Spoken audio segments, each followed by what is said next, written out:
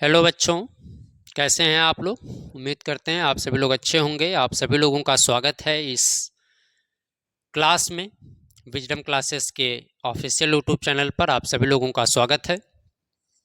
आज हम लोग बात करने वाले हैं क्लास 12th की फिजिक्स, जो हम लोग नए सेशन के लिए शुरुआत कर रहे हैं, ठीक ना। तो क्लास शुरू करने से पहले आप सभी लोगों को रामनवमी की हार्दिक शुभकामनाएं। यह एक हिंदू धर्म का बहुत ही पवित्र त्यौहार है जिसे हम सभी हिंदू भाई मनाते हैं। आज ही के दिन भगवान राम का जन्म हुआ था। चैत्र माह के शुक्ल पक्ष की नौमी तिथि को हम लोग भगवान विष्णु के 7वें अवतार श्री राम के जन्मोत्सव के रूप में मनाते हैं। तो मैंने आज ही इस दिन को इसलिए चुना कि नए सेशन की शुरुआत क्यों ना रामनवमी के दिन भगवान श्री राम के जन्मोत्सव के दिन से ही किया जाए। तो इसलिए आज आपकी पहली क्लास है। नहीं तो मैं पहले भी शुरू कर सकता था, लेकिन मैं सोचा कि क्यों ना रामनवमी के दिन से ही आप सभी लोगों की क्लासों को प्रारंभ किया जाए। तो आज से हम लोग शुरू कर रहे हैं बच्चों अपने नए सेशन की शुरुआत 2026-27 की। और इस चैनल पर आप सभी लोगों को मैथ के साथ फिजिक्स और भी केमिस्ट्री की क्लासें, बायोलॉजी की क्लासें रेगुलर प्रोवाइड होंगी। तो अगर आप हमारे चैनल पर नए हैं तो प्लीज़ चैनल को सब्सक्राइब करिएगा और हमारे साथ आप अपनी इस तैयारी को एक बेहतर आयाम तक लेके जा सकते हैं।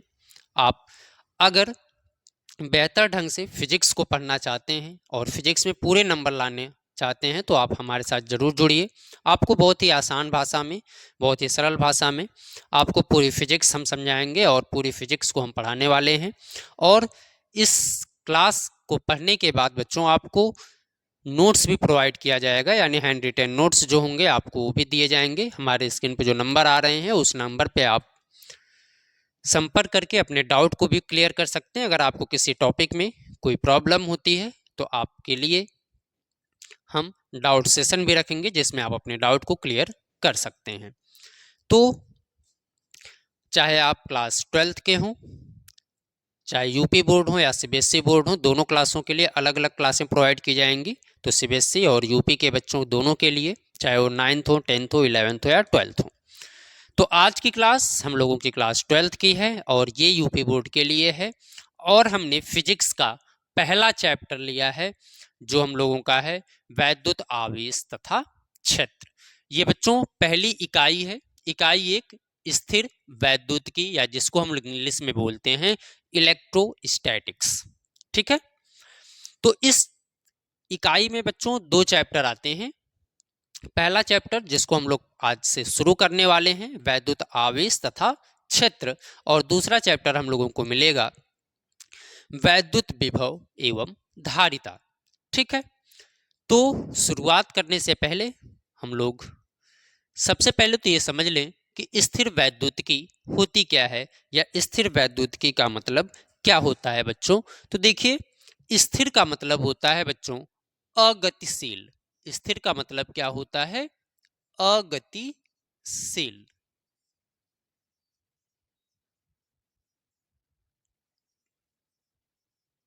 स्थिर का मतलब अगतिशील। अगतिशील का मतलब जो गति ना कर सके, ठीक ना। यानी कि जो एक स्थान पर क्या होते हैं, स्थिर होते हैं, ठीक है। तो स्थिर का मतलब होता है अगतिशील, यानी जिसमें कोई भी गति नहीं होती है या जो एक स्थान पर पड़े रहते हैं, ठीक ना। और वैद्युतिकी का मतलब होता है बच्चों इलेक्ट्रॉन।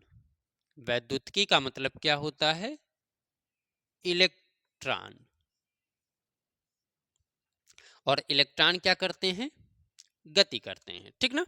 तो इलेक्ट्रो यहां पर दो शब्द से मिलकर बना है ये इलेक्ट्रोस्टैटिक्स। दो शब्द इसमें क्या क्या आपको दिख रहे हैं? एक शब्द बच्चों आपको दिख रहा है इलेक्ट्रो, और दूसरा शब्द आपको दिख रहा है स्टैटिक्स। तो इलेक्ट्रो का मतलब होता है इलेक्ट्रो। इलेक्ट्रो का मतलब क्या होता है बच्चों? इलेक्ट्रॉन से। इलेक्ट्रो का मतलब क्या होता है? इलेक्ट्रॉन। और स्टैटिक्स का मतलब होता है स्टैटिक्स का मतलब होता है स्थिर, यानी कि स्थिर इलेक्ट्रॉन, ठीक ना। तो इस चैप्टर में बेसिकली हम लोग किस चीज के बारे में अध्ययन करने वाले हैं, यानी जो हमारी इकाई 1 है वो क्या है, स्थिर वैद्युतिकी। और स्थिर का मतलब होता है अगतिशील, और वैद्युतिकी का मतलब इलेक्ट्रॉन हिंदी में, या फिर आप इसको इंग्लिश में देखें तो इलेक्ट्रोस्टैटिक्स होता है। और इलेक्ट्रो का मतलब होता है इलेक्ट्रॉन, और स्टैटिक्स का मतलब होता है स्थिर। ठीक ना। तो इलेक्ट्रोस्टैटिक्स यानी कि स्थिर इलेक्ट्रॉन के बारे में हम लोग इस पूरी क्लास में क्या करने वाले हैं, चर्चा करने वाले हैं। ठीक ना। या फिर हम ये कह सकते हैं कि भौतिक विज्ञान की वह शाखा, भौतिक विज्ञान की वह शाखा जिसमें स्थिर आवेशों का अध्ययन किया जाता है, या फिर जिसमें स्थिर इलेक्ट्रॉनों का अध्ययन किया जाता है, वह क्या कहलाती है, स्थिर वैद्युतिकी कहलाती है। आ रही मेरी बात समझ में। यानी भौतिक विज्ञान की वह शाखा, भौतिक विज्ञान की वह शाखा, लिख देते हैं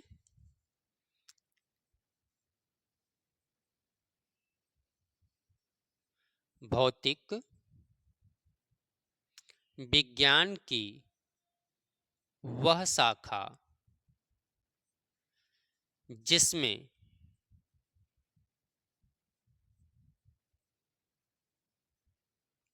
स्थिर इलेक्ट्रॉन, जिसमें स्थिर इलेक्ट्रॉन का अध्ययन किया जाता है, स्थिर वैद्युतिकी कहलाती है। क्या कहलाती है, स्थिर स्थिर वैद्युतिकी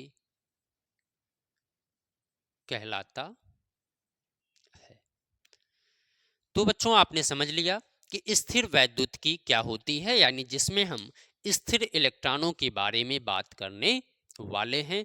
यानी कि इस पूरे चैप्टर में जो इलेक्ट्रॉन होगा वो स्थिर होगा, उसी पर बल लगेगा, उसी के अकॉर्डिंग हम पूरे चैप्टर को क्या करने वाले हैं, पढ़ने वाले हैं। तो उम्मीद करता हूं कि इकाई स्थिर वैद्युतिकी आपको समझ में आ गया होगा कि स्थिर वैद्युतिकी होता क्या है। ठीक है, चलिए।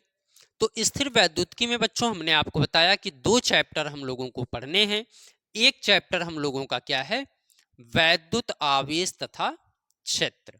पहला चैप्टर क्या मिलेगा हमको, वैद्युत आवेश तथा क्षेत्र, यानी कि जिसको हम इलेक्ट्रिक चार्ज एंड फील्ड बोलते हैं। क्या बोलते हैं, इलेक्ट्रिक चार्ज एंड फील्ड। तो ये हमारा पहला चैप्टर है और यहीं से हम अपनी क्लास की शुरुआत करने वाले हैं। और इसी इकाई में दूसरा जो चैप्टर आएगा बच्चों, वो वैद्युत विभव एवं धारिता आएगी। क्या आएगी, वैद्युत विभव एवं धारिता, वैद्युत विभव एवं धारिता, इलेक्ट्रिक पोटेंशियल एंड कैपेसिटर। ठीक है, इलेक्ट्रिक पोटेंशियल एंड कैपेसिटर। तो हम लोग शुरुआत करेंगे कहां से, वैद्युत आवेश तथा क्षेत्र से। ठीक है, चलिए। तो अपने क्लास की शुरुआत करते हैं बच्चों। आप मेरे साथ साथ अगर अपना नोट्स भी बनाना चाहें तो आप अपना नोट्स भी बना सकते हैं, अन्यथा आपको मैं हैंड रिटन नोट्स प्रोवाइड करूंगा, आप उसके अकॉर्डिंग भी अपने नोट्स को तैयार कर सकते हैं, क्योंकि नोट्स बनाना बच्चों बहुत जरूरी है। अगर आप फिजिक्स में पूरे कॉन्सेप्ट के साथ चीज़ों को समझना चाहते हैं तो अपने हाथ से अपने नोट्स को बनाइए और हमारे साथ साथ आप अपने कॉन्सेप्ट को क्लियर करते रहिए। ठीक है, चलिए तो शुरू करते हैं आज के अपनी पहली क्लास, वैद्युत आवेश तथा क्षेत्र।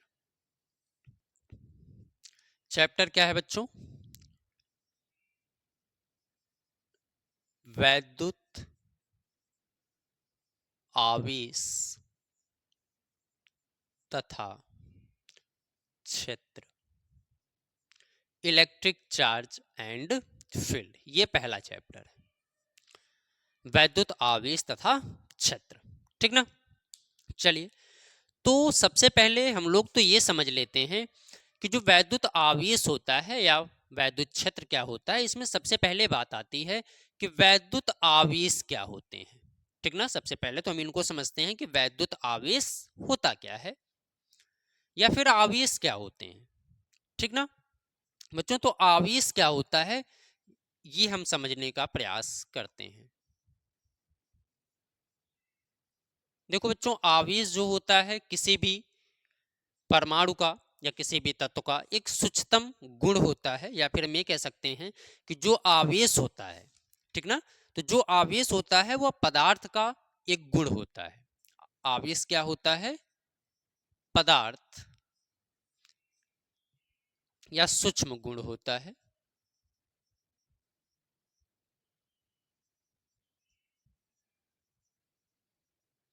पदार्थ का एक गुण है। ठीक ना, चलिए अब हम ये समझ लेते हैं कि आवेश जो होते हैं इनकी खोज किसने किया था या फिर इनके बारे में सबसे पहले बताया किसने था। ठीक ना, तो एक चीज समझ लीजिए कि जो स्थिर वैद्युतिकी है बच्चों, स्थिर वैद्युतिकी के बारे में सबसे पहले एक दार्शनिक थे जो थेल्स नामक दार्शनिक थे, उन्होंने बताया था। इस चीज को थोड़ा ध्यान से समझिएगा, आपको पूरी बातें समझ में आ जाएंगी। तो एक वैज्ञानिक थे जिनका नाम था क्या बच्चों? थेल्स। थेल्स ने ही सबसे पहले इसके बारे में क्या किया था? बताया था।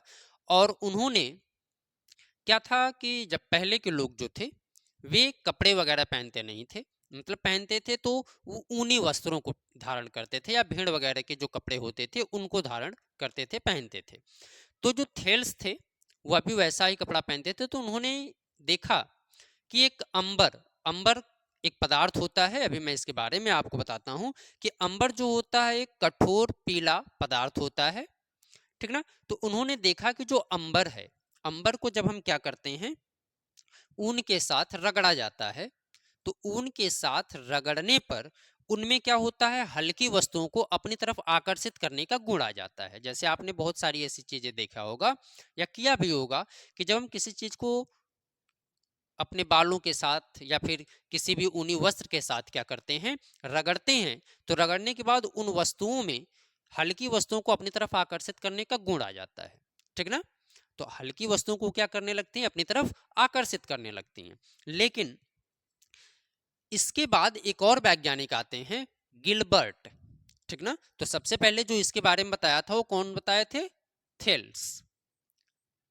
और इनके बाद एक वैज्ञानिक आते हैं जिनका नाम होता है गिलबर्ट। ध्यान से इसको समझिएगा, डॉक्टर गिलबर्ट। गिलबर्ट ने देखा कि अंबर के अलावा और भी पदार्थ हैं। मतलब इन्होंने बताया कि जो अंबर नामक एक पदार्थ है, अंबर जो पदार्थ है, इसके अलावा गिलबर्ट ने बताया कि अंबर के अलावा और भी पदार्थ हैं जिनको हम क्या करते हैं, जब आपस में रगड़ते हैं तो उनमें भी छोटी वस्तुएं यानी हल्की वस्तुओं को अपनी तरफ आकर्षित करने का गुण आ जाता है। अपनी तरफ आकर्षित करने का क्या आ जाता है? गुण आ जाता है। तो उन्होंने देखा कि जब हम अंबर के अलावा अन्य पदार्थ, जैसे आप कांच ले लें, आबुनस की छड़ ले लें, गंधक हो गया, लाख हो गया, यानी जैसे गिलबर्ट ने बताया कि कांच हो गई, ठीक ना, आबुनस की छड़ हो गई, लाख हो गया, गंधक हो गया, ये सब भी पदार्थ ऐसे हैं जिनको अगर हम रगड़ते हैं तो इन पदार्थों में भी क्या होता है कि हल्की वस्तुओं को अपनी तरफ आकर्षित करने का गुण आ जाता है। ठीक ना, तो इसी के आधार पर उन्होंने बताया कि आवेश यानी कि जब हम किसी वस्तु को रगड़ते हैं तो रगड़ने पर होता क्या है कि इस पर से जो आवेश होता है या इस पर के कुछ गुण उस पर चले जाते हैं और उसके गुण कुछ इस पर आ जाते हैं। ठीक ना, तो इसी के आधार पर आवेश की बच्चों उत्पत्ति होती है। यानी कि अगर आपसे पूछ लिया जाए कि स्थिर वैद्युतिकी के बारे में सबसे पहले किसने बताया था, तो थेल्स ने बताया था।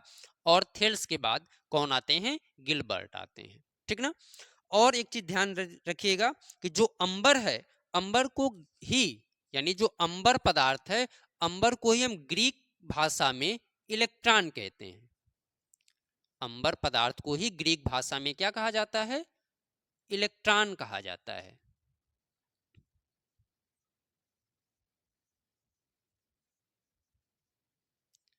यानी कि अंबर नामक जो पदार्थ है, इस अंबर को ही ग्रीक भाषा में हम क्या कहते हैं? इलेक्ट्रॉन कहते हैं। यानी कि अब यहां से बात उत्पन्न होती है कि जब हम इनको आपस में रगड़ते हैं, यानी रगड़ से उत्पन्न होने वाले इस गुण को, यानी जब आपस में रगड़ा जाता है, जैसे मान लीजिए ये है और मैंने इसको अपने बालों में ऐसे रगड़ा, तो रगड़ने के कारण यानी जो इसमें गुण उत्पन्न हो रहा है बच्चों, यानी कि जैसे हमने मार्कर को मान लीजिए अपने सर में ऐसे रगड़े, तो रगड़ने के बाद इस मार्कर में जो गुण उत्पन्न हो रहा है, उस गुण को कहा जाता है इलेक्ट्रिसिटी। क्या नाम देते हैं हम उसको? इलेक्ट्रिसिटी।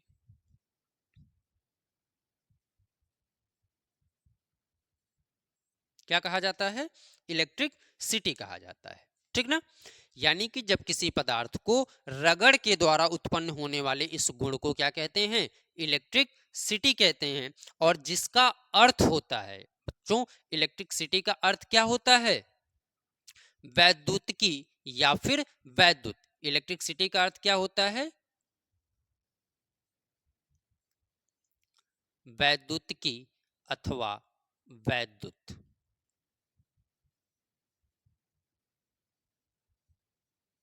ठीक ना?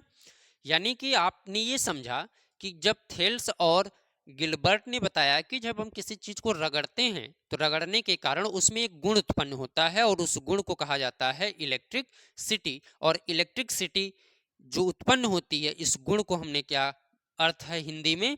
वैद्युत की अथवा वैद्युत। यानी कि रगड़ के कारण उत्पन्न होने वाले इस गुण को क्या कहते हैं बच्चों? इलेक्ट्रिसिटी या फिर वैद्युतिकी कहा जाता है। ठीक है? यानी कि हम यहां पे लिख देते हैं,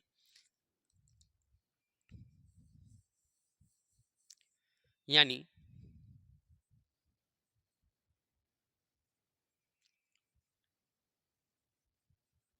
रगड़ के कारण,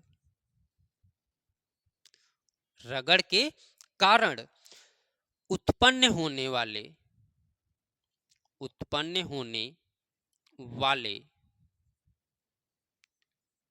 इस गुण को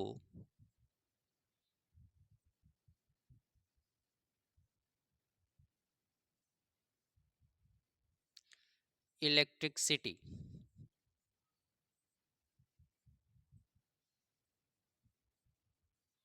इलेक्ट्रिसिटी कहते हैं।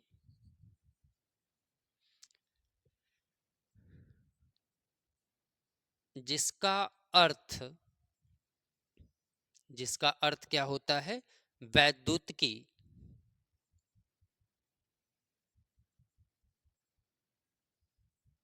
वैद्युतिकी या वैद्युत होता है।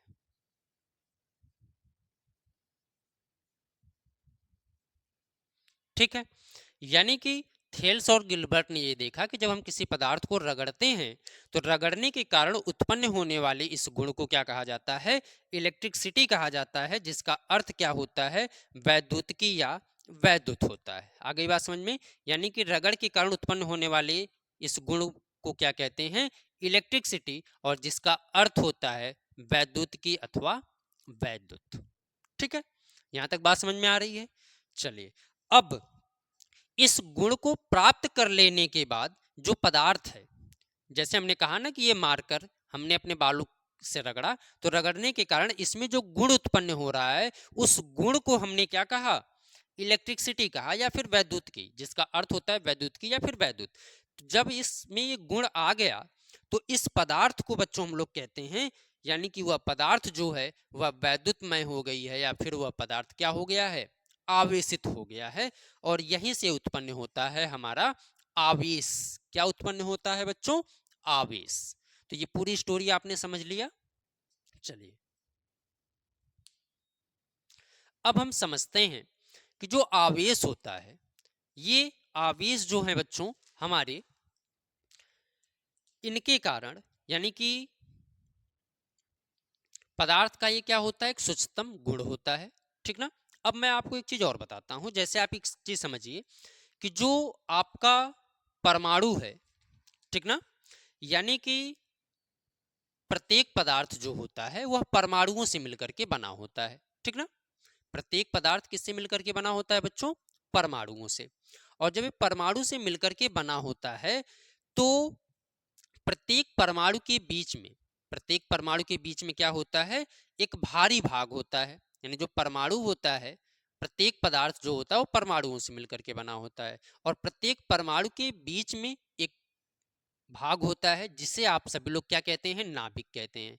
नाभिक में क्या होता है, आपका प्रोटॉन होता है और न्यूट्रॉन होता है, और उसके बाहर की कक्षाओं में इलेक्ट्रॉन क्या करते हैं, घूमते रहते हैं। इलेक्ट्रॉन क्या करते रहते हैं, घूमते रहते हैं। तो बच्चों जो न्यूट्रॉन होता है उस पर तो कोई चार्ज नहीं होता है, वो उदासीन होता है। लेकिन जो प्रोटॉन होता है उस पर धन आवेश होता है, और जो इलेक्ट्रॉन होता है उस पर क्या होता है, ऋण आवेश होता है।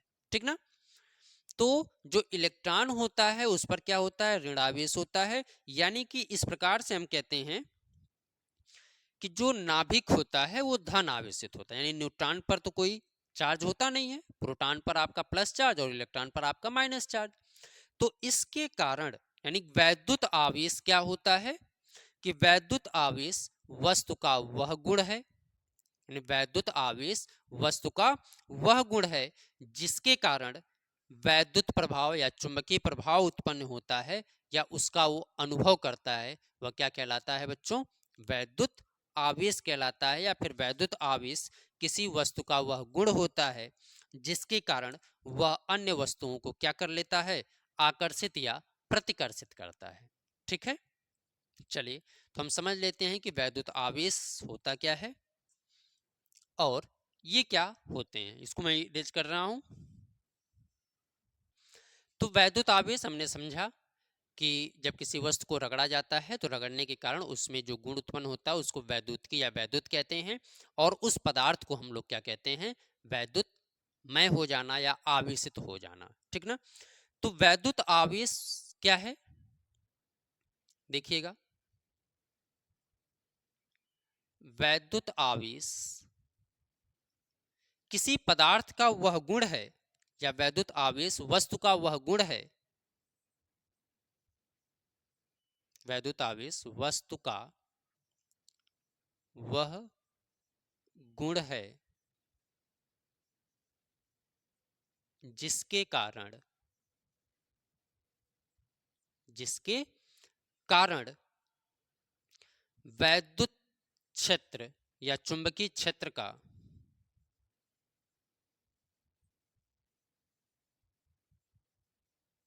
वैद्युत क्षेत्र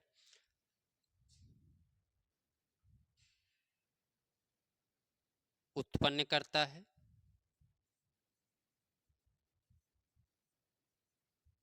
वैद्युत क्षेत्र उत्पन्न करता है या उसका क्या करता है, अनुभव करता है,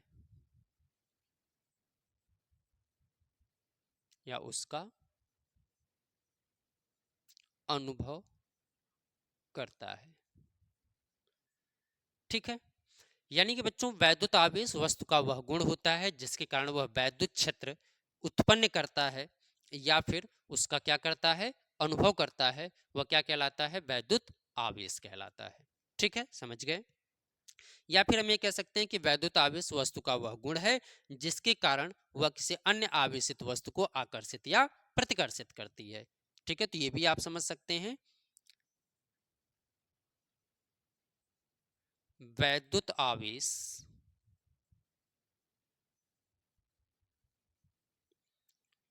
वस्तु का वह गुण है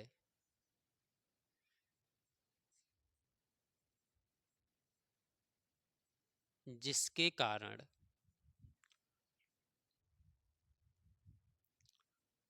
अन्य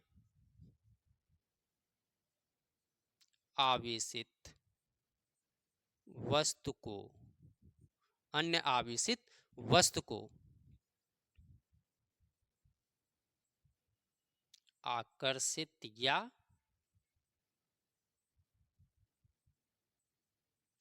प्रतिकर्षित करता है।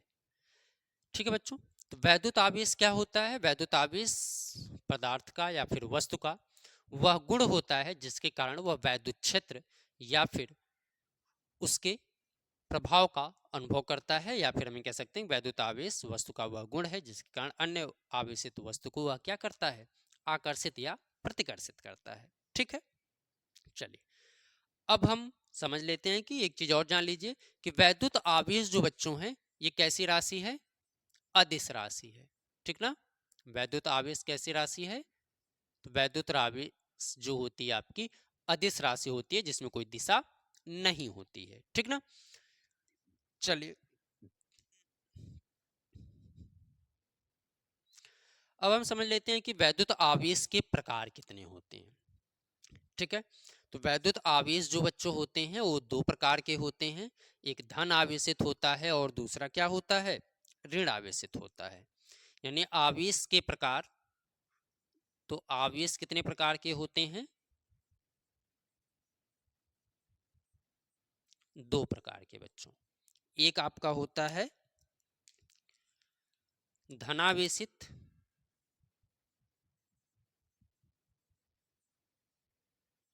और दूसरा आपका होता है ऋण आवेशित।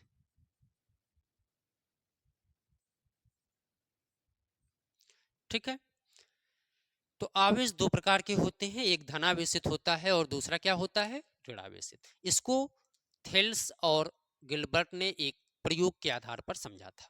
प्रयोग के आधार पर कैसे, सपोज करिए कि मेरे पास ये दो मार्कर हैं, एक रेड है और एक ग्रीन आपको दिख रहा है। मान लीजिए ये कांच की छड़ है और ये जो है एक आबुनस की छड़ है। ठीक ना, मानते हैं, देखिए यहां पर आपको दिखेगा, मान लीजिए एक हमने छड़ लिया, एक इसकी है कांच की,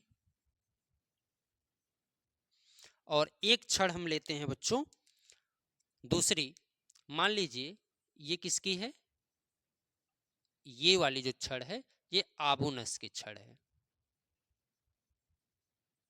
ठीक ना, हमने दो छड़ लिया, एक कांच की छड़ को लिया और दूसरा किसकी छड़ को लिया, आबुनस की छड़ को लिया। ध्यान से समझिएगा, पूरी बातें आपको समझ में आएंगे, एकदम क्लियर होगा, कहीं से कोई दिक्कत नहीं होगी। ठीक है, बस क्लास ओवर होगा, जितनी टॉपिक में पढ़ाऊंगा आपको सब कुछ समझ में आएगा, ये मैं वादा करता हूं आपसे, लेकिन आप धैर्य बना के पूरी क्लास को ध्यान पूर्वक सुनिएगा। ठीक है, चलिए, तो हमने दो छड़ लिया बच्चों, एक लिया किसकी, कांच की, और दूसरी किसकी लिया, आबुनस की। चलिए अब मान लीजिए इस कांच के छड़ को, इस कांच के छड़ को आप किसके साथ रगड़ दीजिए, रेशम के कपड़े के साथ। इस कांच के छड़ को आप किसके साथ रगड़िए, रेशम के कपड़े के साथ। और इस आबुनस के छड़ को आप किसके साथ रगड़िए, मान लीजिए बिल्ली की खाल के साथ। ठीक ना, हमने दो अलग अलग छड़ लिया, एक छड़ लिया किसकी, कांच की, और एक छड़ हमने लिया आबुनस की। ठीक ना, और कांच की छड़ को हमने रेशम के कपड़े के साथ रगड़ा और आबुनस के छड़ को हमने बिल्ली के खाल के साथ रगड़ा। अब जब ये रगड़ा जाएगा, ठीक ना, तो रगड़ने से होगा क्या, मान लीजिए ये दोनों जो हैं, यहाँ पे समझिए कि ए और बी है, और ये दोनों क्या है बच्चों, उदासीन है। ये भी क्या है, उदासीन है, और ये भी उदासीन है।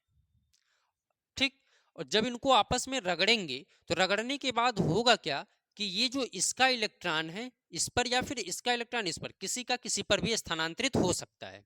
मतलब कि जब आपस में रगड़ेंगे तो रगड़ने के बाद हो सकता है कि इस वस्तु से इस पर चला जाए और इस वस्तु से इस पर चला जाए। ठीक ना, इस चीज को ध्यान से समझिएगा। अगर मान लीजिए ए है और ये बी है, तो जब हम आपस में रगड़ते हैं तो रगड़ने के कारण इनमें जो उपस्थित इलेक्ट्रॉन होते हैं उन इलेक्ट्रॉनों का क्या होता है, स्थानांतरण होता है, मतलब एक पर से दूसरे पर वो चले जाते हैं। तो जब इनका आपस में रगड़ा जाएगा तो रगड़ने के बाद क्या होगा, इलेक्ट्रॉनों का स्थानांतरण होगा, और इलेक्ट्रॉनों के स्थानांतरण होने के कारण या तो किसी पर इलेक्ट्रॉन की कमी होगी और किसी पर इलेक्ट्रॉन की अधिकता होगी। अब इस चीज को समझिएगा, जिस पर इलेक्ट्रॉन, मान लीजिए ये इलेक्ट्रॉन अपना दे रहा है इसको, तो इस पर क्या हो गया, इलेक्ट्रॉन की कमी हो गई। अगर मान लीजिए ए वाला इलेक्ट्रॉन इसको दे दिया, किसको, बी को, तो इसमें क्या होगा, इलेक्ट्रॉन की अधिकता होगी, सॉरी इलेक्ट्रॉन की कमी होगी, क्योंकि ये अपना इलेक्ट्रॉन दे रहा है, और इसमें क्या हो जाएगा, इलेक्ट्रॉन की अधिकता हो जाएगी। यानी इस पर एक इलेक्ट्रॉन क्या होगा, बढ़ जाएगा, यानी ये अगर अपना इलेक्ट्रॉन दे रहा है तो ठीक है। यानी कि एक चीज समझिए, जब इलेक्ट्रॉन की कमी होती है, इलेक्ट्रॉन की क्या होती है, कमी होती है, तो यह क्या हो जाएगा, धनावेशित हो जाएगा। इलेक्ट्रॉन की कमी होने से ये क्या हो जाएगा, धनावेशित हो जाएगा। और इलेक्ट्रॉन के अधिकता होने से, यानी इलेक्ट्रॉन क्या कर रहा है, बढ़ रहा है, तो ये क्या हो जाएगा, ऋणावेशित हो जाएगा। यानी कि इलेक्ट्रॉन दे दिया हमने तो इलेक्ट्रॉन की कमी हो गई, और इलेक्ट्रॉन जब ये ले रहा है तो इलेक्ट्रॉन बढ़ गया, ठीक है। तो जब इलेक्ट्रॉन दे रहा है तो कम हुआ, तो इलेक्ट्रॉन की कमी के कारण इस पर धनावेशित, और इलेक्ट्रॉन की अधिकता के कारण इस पर क्या हो गया, ऋणावेशित हो गया। अब आप समझेंगे कि सर दे रहा है, जब इलेक्ट्रॉन दे रहा है तो धन आवेशित कैसे हुआ। आपने एक चीज समझा है कि जो इलेक्ट्रॉन देता है उसे हम लोग क्या कहते हैं, दाता, और जो इलेक्ट्रॉन लेता है उसको हम ग्राही कहते हैं, ठीक ना। तो जो देता है उस पर प्लस चार्ज होता है, और जो लेता है उस पर क्या होता है, माइनस चार्ज होता है। तो उसी के आधार पर जब हमने दो क्षण लिया, एक कांच की क्षण लिया और दूसरा आभुनस की क्षण लिया, और कांच की क्षण को हमने रेशम के कपड़े के साथ रगड़ा, और आभुनस की क्षण को हमने किसके साथ रगड़ा, बिल्ली के खल के साथ रगड़ा। तो अब जब हमने रगड़ा तो हमने आपको शुरू में बताया ना कि रगड़ने पर उसमें क्या होता है, एक गुण उत्पन्न होता है, जिसको हम क्या कहते हैं, इलेक्ट्रोस्टैटिक्स यानी वैद्युतिकी कहते हैं, स्टैट, ठीक है। और उसे हम लोग क्या कहते हैं, आवेशित हो जाना। तो जब ये आवेशित हो गई तो गिलबर्ट ने देखा कि अब इसके साथ हम एक कांच के छड़ लाते हैं। मान लीजिए इसको हमने किसी के साथ ऐसे लटका दिया है, इन दोनों को, ठीक है बच्चों। अब जब इसके संपर्क में हम दूसरी कांच की छड़ को लाते हैं, मान लीजिए मैं रेड से बना रहा हूं, ठीक ना, एक दूसरी कांच की छड़ है, दूसरी कांच की छड़ जब हम इसके संपर्क में लाते हैं बच्चों, ये तो देखा ये जाता है कि ये जो आपकी पहले वाली कांच की छड़ है, ये इससे क्या होती है, दूर हट जाती है। मतलब ऐसे मान लीजिए हो गई, ये इधर आ गई, मतलब जब हम इसको इसके संपर्क में लाएं तो ये क्या हो गई, इससे दूर हो गई, ठीक है, ध्यान से समझिए। लेकिन जब हम इसके संपर्क में लाते हैं कांच के छड़ को, इसके संपर्क में, ये हमारी दूसरी कांच की छड़ है, जब हमने इसके संपर्क में लाया तो देखा कि ये वाली जो छड़ है बच्चों, ये क्या होती है, इसकी तरफ आकर्षित हो जाती है, इसकी तरफ क्या होती है, आकर्षित हो जाती है। मतलब उन्होंने देखा कि जब समान, यानी कि जैसे कांच की छड़ को कांच के संपर्क में लाया तो इनके बीच में क्या हुआ, प्रतिकर्षण हुआ, यानी इनके बीच में क्या हुआ, प्रतिकर्षण, यानी कि कांच को कांच के जब संपर्क में लाए तो उनके बीच में क्या हुआ, प्रतिकर्षण हुआ। और जब हमने कांच की छड़ को यानी आबुनस की छड़ को कांच के छड़ के बीच में लाया तो ये आपका क्या हो गया, कांच की छड़ और आबुनस की छड़, इनके बीच में जब हमने संपर्क कराया तो इनके बीच में क्या हुआ, आकर्षण हुआ, इनके बीच में क्या हुआ, आकर्षण हुआ, ठीक ना। तो इसी के आधार पर जब उन्होंने देखा कि इस पर से आवेश उस पर चले जा रहे हैं, उस पर से आवेश इस पर चले जा रहे हैं, इसी के आधार पर उन्होंने बताया कि आवेश कितने प्रकार के होते हैं, दो प्रकार के होते हैं, एक होता है हमारा धन आवेशित और दूसरा हमारा होता है ऋण आवेशित, ठीक है। आपने समझ लिया, जिस पर इलेक्ट्रॉन की कमी होगी वो धन आवेशित होगा, और जिस पर इलेक्ट्रॉन की अधिकता होगी वह आपका क्या होगा, ऋण आवेशित हो जाएगा। आ रही बात समझ में, यहां तक क्लियर है एकदम, बताइए सभी लोग। चलिए अच्छी बात है, अगर आ रही है तो पूरा क्लियर होगा, आपको कोई समस्या नहीं होगी। चलिए, धन आवेशित जो होता है बच्चों, इसको हम लोग बेसिकली क्या कहते हैं, प्रोटॉन। धन आवेशित कौन होता है, प्रोटॉन। और जो ऋण आवेशित होता है ये हमारा कौन होता है, इलेक्ट्रॉन होता है, ठीक ना। जो जो धन आवेशित है वह प्रोटॉन, और जो ऋण आवेशित है वह क्या होता है, इलेक्ट्रॉन होता है। यानी कि धनावेशित प्रोटॉन हो गया और ऋणावेशित कौन हो गया, इलेक्ट्रॉन। अब हमने आपको बताया ना कि नाभिक में ये दोनों उपस्थित होते हैं, यानी कि प्रोटॉन भी होता है और उसके बाहर इलेक्ट्रॉन क्या करते हैं, चक्कर लगाते हैं, और दोनों पर समान आवेश होता है। बस अंतर यह है कि प्रोटॉन पर धन आवेश होगा और इलेक्ट्रॉन पर क्या होता है, ऋण आवेश होता है। तो इन पर जो आवेश की मात्रा होती है बच्चों, वो 1.6 गुणे 10 के घाते 19 कूलाम होता है, और इलेक्ट्रॉन पर भी यही होता है, बस -1.6 गुणे 10 के घाते -19 कूलाम होता है। यानी कि इस पर भी और इस पर भी दोनों पर समान आवेश होते हैं, 1.6 गुणे 10 घात -19, 1.6 गुणे 10 घात -19। ठीक है, चलिए इनका जो द्रव्यमान होता है बच्चों, प्रोटॉन का जो द्रव्यमान होता है वो कितना होता है, 1.67 गुणे 10 के घाते -27, 1.67 गुणे 10 घात -27 किलोग्राम होता है। ठीक ना। और जो इलेक्ट्रॉन का द्रव्यमान होता है वो 9.1 गुणे 10 के घाते -31 किलोग्राम होता है। चलिए अब बात ये आती है बच्चों कि अगर इनको आपस में रगड़ा जा रहा है तो क्या रगड़ने से इनके द्रव्यमान पर कोई प्रभाव पड़ेगा? बताइए। अगर हमने कहा कि अगर दोनों को रगड़ रहे हैं तो क्या आवेश का जब स्थानांतरण हो रहा है, यानी कि एक पर से आवेश दूसरे पर जा रहा है, तो एक पर से दूसरे पर जाने पर इनके आवेशों के बीच में क्या होता है, स्थानांतरण होता है। ठीक ना। तो इनके द्रव्यमान पर भी प्रभाव पड़ेगा। वो अलग बात है कि बहुत कम प्रभाव पड़े, क्योंकि अब आप देख सकते हैं कि 9.1 गुणे 10 घात -31, यानी कि 31 जीरो लगाने के बाद आप 9 लिखेंगे तो ये वैल्यू बहुत कम है। वैल्यू क्या है, बहुत कम है, लेकिन फिर भी उसके द्रव्यमान पर प्रभाव पड़ता है। ठीक है, चलिए इतनी बात समझ में आ गई हो तो हम आगे चलें।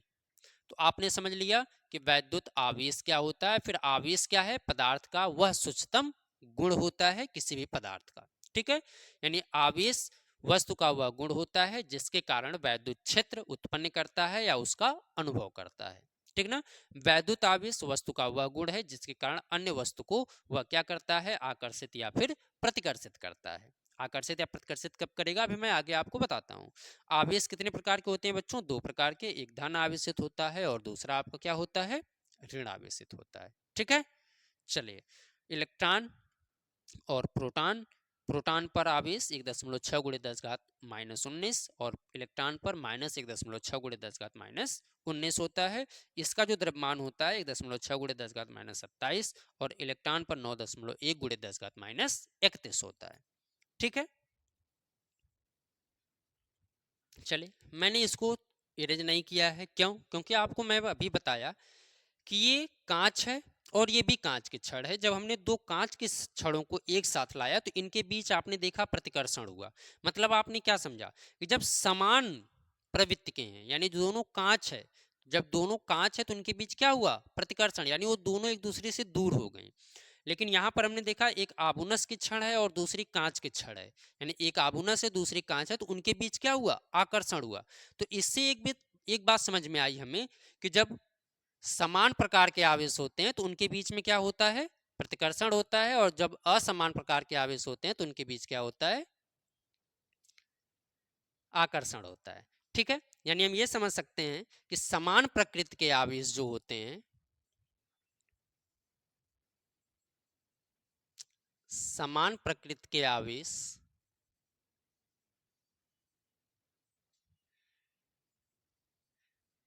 एक दूसरे को प्रतिकर्षित करते हैं,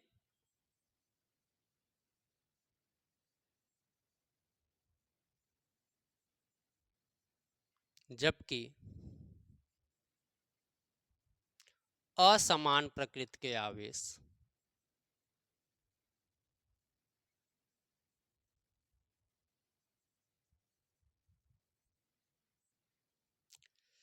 एक दूसरे को आकर्षित करते हैं।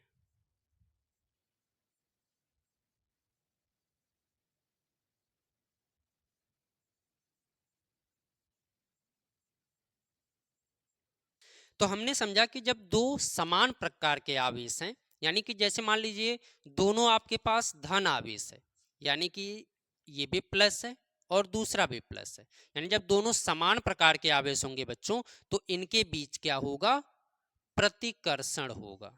क्या होगा, प्रतिकर्षण होगा। और जब दो अलग अलग आवेश होंगे, यानी एक माइनस है और दूसरा प्लस है, तो इनके बीच क्या होगा, आकर्षण होगा। ठीक है, यानी समान प्रकार के आवेशों के बीच क्या होता है, प्रतिकर्षण होता है, और दो विपरीत प्रकार के आवेशों के बीच क्या होता है, आकर्षण होता है। यानी समान प्रकृति के आवेश हैं तो उनके बीच क्या होता है, आकर्षण, सॉरी, दो समान प्रकार के आवेश हैं तो उनके बीच प्रतिकर्षण, और दो विपरीत प्रकार के आवेश हैं तो उनके बीच आकर्षण। अब देखिए, जो समान प्रकार के आवेश होते हैं उनको हम सजातीय भी कहते हैं, या फिर आप ये भी समझ सकते हैं कि दो समान यानी सजाती हैं तो उनके बीच प्रतिकर्षण होगा, और दो क्या हैं, विजाती हैं, यानी कि दो अलग अलग, ठीक ना, विजाती हैं तो उनके बीच क्या होगा, आकर्षण होगा। यहां तक बात समझ में आ गई। चलिए अब देख लेते हैं आवेश का मात्रक क्या होता है बच्चों, और आवेश का क्या होता है। देखिए, अभी मैंने बताया कि इलेक्ट्रॉन और इलेक्ट्रॉन की कमी और अधिकता, इस चीज को और समझ लीजिए। जब किसी परमाणु से क्या होता है, किसी प्रकार एक या अधिक इलेक्ट्रॉन निकलता है, यानी कि जब किसी परमाणु से इलेक्ट्रॉन निकलेगा तो उसमें इलेक्ट्रॉन की कमी होगी, और जब इलेक्ट्रॉन की कमी होगी तो वह परमाणु धन आवेशित हो जाएगा, और जब किसी परमाणु पर या वस्तु धन आवेशित होती है तो परमाणु से इलेक्ट्रॉन की क्या हो जाती है, अधिकता होती है, तो अधिकता होने पर इलेक्ट्रॉन क्या हो जाता है, आपका ऋण आवेशित हो जाता है। ठीक है, चलिए अब देख लेते हैं इलेक्ट्रॉन आवेश का मात्रक क्या होता है और इसकी बीमा क्या होती है। ठीक ना,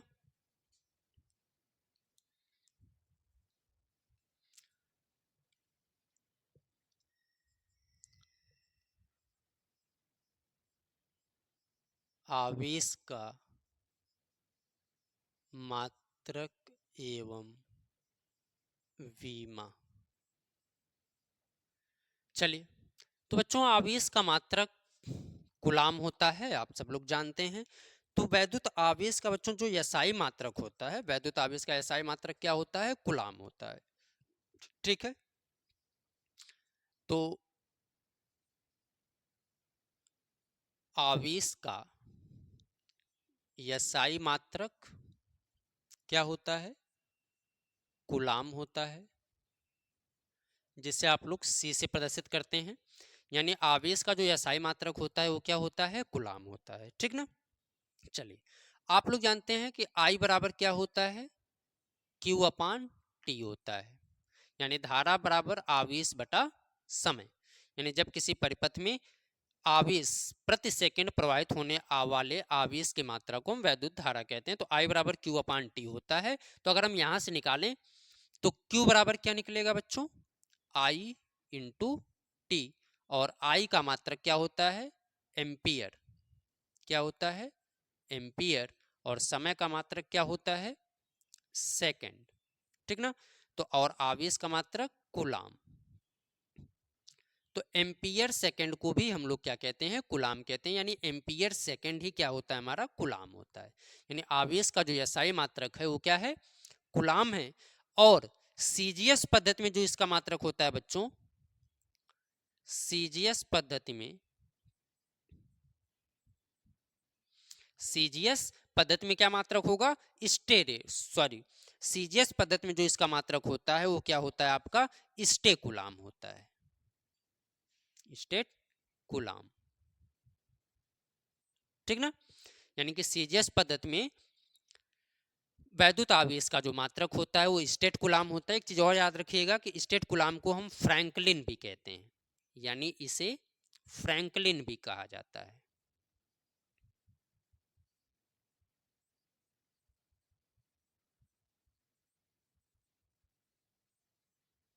ठीक, यानी कि सीजीएस पद्धति में आवेश का मात्रक क्या होता है, स्टेट कूलाम होता है। ठीक ना, चलिए दो बातें और याद रखिए, इसके बाद हम अपनी क्लास को खत्म करते हैं। आवेश का जो सबसे बड़ा मात्रक होता है, आवेश का सबसे बड़ा मात्रक फैराडे होता है बच्चों। ठीक है, आवेश का सबसे बड़ा मात्रक क्या होता है, फैराडे, और सबसे छोटा मात्रक जो होता है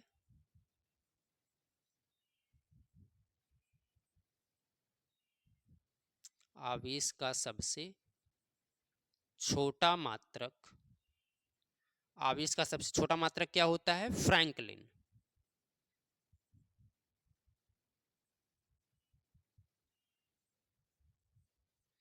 आवेश का सबसे छोटा मात्रक फ्रैंकलिन। तो आज की क्लास को हम यहीं पे ख़त्म करते हैं। उम्मीद करते हैं आप लोगों को क्लास अच्छी लगी होगी।